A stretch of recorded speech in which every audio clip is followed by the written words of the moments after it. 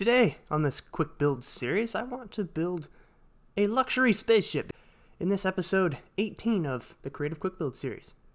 Speaking of episode numbers, this episode means that this series is now the longest running series on my channel. But of course, that's pretty boring, so I'm not going to go into detail with that. What isn't boring, hopefully, will be our creation today. Actually, now that I look at this tower, I didn't quite build it high enough, so let's build this up. How do I... Okay, oh, I have to hold shift. You know what? No, I'm just gonna go to the bottom. This is what you don't see on these episodes, me screwing around with scaffolding. I still don't quite understand it. Apparently I've never used diamond blocks in this world before. Interesting. Well, not really. And the reason that I'm using diamond blocks to plot out the shape of this creation is because they have this nice little border that makes it easy to count blocks from a distance, so I don't have to go up close to see the outline and count them that way. I can see them from a distance and know exactly what my measurements are going to be. And now that the extremely rough template is drawn, you can see kind of where my inspiration lies, which is, of course, in Star Trek. If you're not familiar with the Star Trek franchise, most of their spaceships consist of a big pod in the front with little things called warp nacelles attached to the sides. Well, they're not that little, they're quite large actually, and they are what propel the ship at speeds faster than light. So that's kind of what I want this ship to emulate. Of course, there are differences from Star Trek. For one thing, the tip is pointy. Most Star Trek ships are very round and graceful. I want this one to be more aggressive, sort of like a modern sports car. Mercedes, or a BMW M5, perhaps. That's kind of what I want to emulate. A big luxury cruiser that can go very quickly. So, now with this outline finished, I don't really need any more guidelines. I'm pretty set with the shape that I want, so I'm going to start blocking in with the blocks that I'm going to use for the final construction. And of quartz, I'm going to use smooth quartz because it can both be in slab form and in block form, and it's a nice smooth texture with no breaks. I'm so sorry for that pun, I just had to. Oh, I should probably record. I'm getting a little bit carried away here with all this building. I'm really having fun. I'm starting to even do the interior. Getting off track here. So let's talk a little bit about what I've done. Now, originally, I wasn't too happy with this shape. I wanted the front saucer kind of spoon section to be a little bit more separate. However, as I've built, it's kind of grown on me, so I think it's going to stay. And with the spoon kind of saucer arrow shape in place, I've come up with a name. It's going to be called the Silver Arrow or the Silver Spoon, whichever you prefer.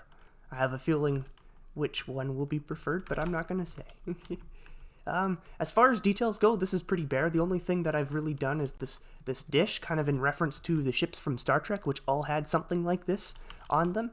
But elsewhere, it's pretty blank because I want to finish the main structure before I go ahead and add all the techie details with trapdoors, daylight sensors, fancy schmancy paint jobs, stuff like that. The other thing I've done is also tried to work on a little bit of the nacelle back here. There's going to be two, of course. And I'm not really happy with the color, so I'm probably going to, eliminate this color, take this thing out, and do it in a different color in a different style, because this isn't really working out. Which leads me to what I want to do next, is just finish this shape and make sure I have the overall proportions correct before we detail. Oh, and apologies for my morning voice, I just got up. I almost got carried away again with this. This is super fun, I'm having a lot of fun with this. But yeah, I've finished the exterior proportions and actually most of the exterior detailing.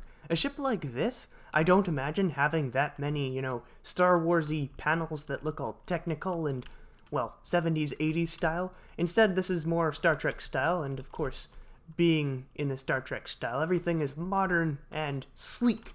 So, as far as details are concerned, there aren't that many on the outside.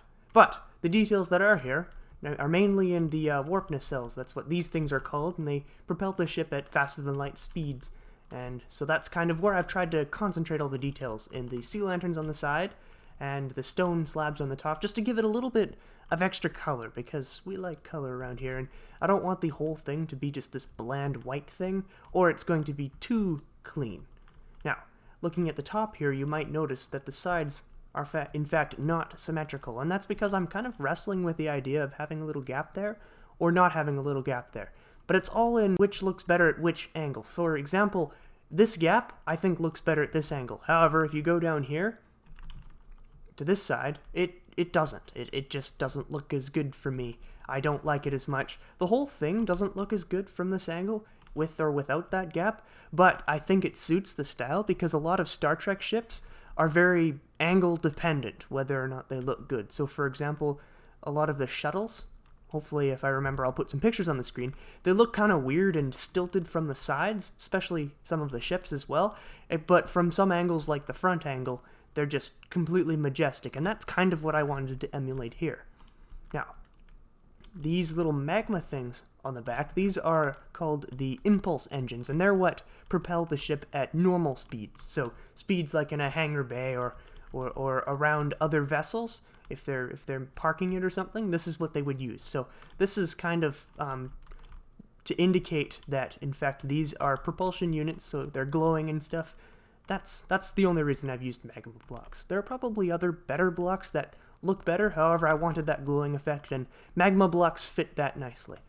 Now, if you look in here, I've actually gotten a little bit carried away again, and done some of the interior. But I had to stop myself because I figured it would flow better in the video if I did things in segments, plus, I mean, that's what the series is all about, so don't want to overwhelm you with too many changes at once.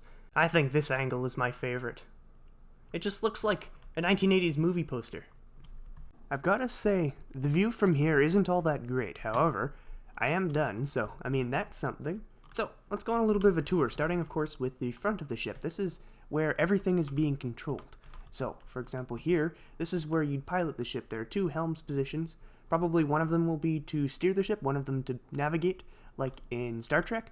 Here's where the commander or captain would sit. And then here are the two communication stations. And these 4 seats are just for any passengers wanting to sit in the front. Moving along to this hallway section here, we've got ourselves 3 sitting areas / sleeping areas for anyone who's off duty. They can sit here and have a nap. And then these beehives I thought looked a lot like storage containers, so I put them here. Plus they fit better with the pallet than something like a barrel, which I originally was going to use. Now, moving on here, this is engineering. This is where all the ship's systems are monitored and all taken care of. That's what these glass panes are for. It's sort of like a mock display. I mean, Minecraft has its limits, and I've tried to play within them, so I've used glass instead of paintings or item frames because it looks a lot cleaner. Now, the last room is the transporter room. So, in Star Trek, you can basically get disassembled, beamed somewhere, and reassembled at that location. And this is what the function would be here. And here are the control stations for the transporter. So, someone would stand here, press some buttons, person standing here would dematerialize and materialize somewhere else. There's a lot of funny theories about how transporting actually kills you, but I'm not going to get into that. Now, with this done, we are pretty much done. The only thing I have left to do is just to go have a once-over on the ship and finish any final detailing, and then we're finished. We've got a tail fin. Now, this design isn't really common in Star Trek designs, but I wanted to have a tail fin because I just thought it added a lot to the shape, and it looked pretty cool. So, yeah. With that, actually, this build is done. I want to talk a little bit about the details I've added, like the tail fin. These little yellow markings here I figured would be little ship letters. Obviously, you can't really make letters in Minecraft at this small of a scale other than with the use of banners, but even then, banners take up a vertical 2-block space, so didn't have room for those. But yeah, this is the best option, I think, that works. Other things I've added are some trapdoors in the bottom, and some trapdoors on the top, and that's pretty much it. This build, like I said before, isn't super detail heavy because it's futuristic and modern and sleek. Those are some opposing terms, but I think you get my point. If you add too much detail, it ruins kind of the sleek visual that this provides, especially from down here. So I tried to keep that to a minimum and do it in the most tasteful spots I could, for example, under there, in front of the impulse engines. But, with that being said, yeah, this build's done. If you enjoy futuristic videos like this, let me know and I can do more builds like it. It's probably my favorite style to build in. But, for now, it's time to say farewell. I hope you enjoyed. I hope you're more inspired than before to build futuristic Star Trek-inspired, or not Star Trek-inspired, spaceships in your own worlds. And thank you very much for watching, and we'll see you hopefully in the next one.